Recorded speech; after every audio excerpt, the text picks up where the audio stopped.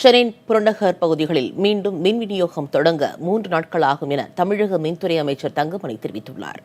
வர்தா புயல் தாக்கத்தினால் சென்னை மற்றும் புறநகர் பகுதிகளில் மின் விநியோகம் தடைப்பட்டுள்ள நிலையில் சீரமைப்பு பணிகளை ஊழியர்கள் விரைந்து மேற்கொண்டு வருவதாகவும் அவர் கூறியுள்ளார்.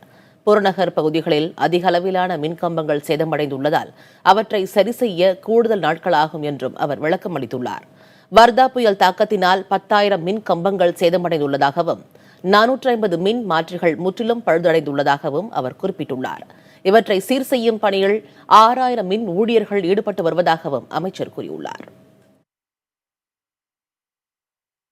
கிட்டத்தட்ட 10,000 மின்கம்பங்கள் சேதமடைந்திருக்கின்றன. 450 மின்மாற்றிகள் டிரான்ஸ்ஃபார்மர்கள் சேதமடைந்திருக்கின்றன.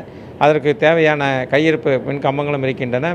அதேபோல் மின் மாற்றிகளும் கையிருப்பு இருக்கின்றன. அதேபோல் சென்னை மாநகரத்தில் இருக்கின்ற 6,000 மின் பணியாளர்களும் வெளி மாவட்டத்திலிருந்து வந்திருக்கின்ற 3,000 பணியாளர்களும் தொடர்ந்து இரவு பகல் பாராமல் போர்க்கால அடிப்படையில் பணியாற்றி கொண்டு இருக்கின்றார்கள். அந்த பணியை விரைந்து முடித்து மின்சார விநியோகம் சீரமைக்கப்படும் என்பதை தெரிவித்துக் கொள்கின்றேன்.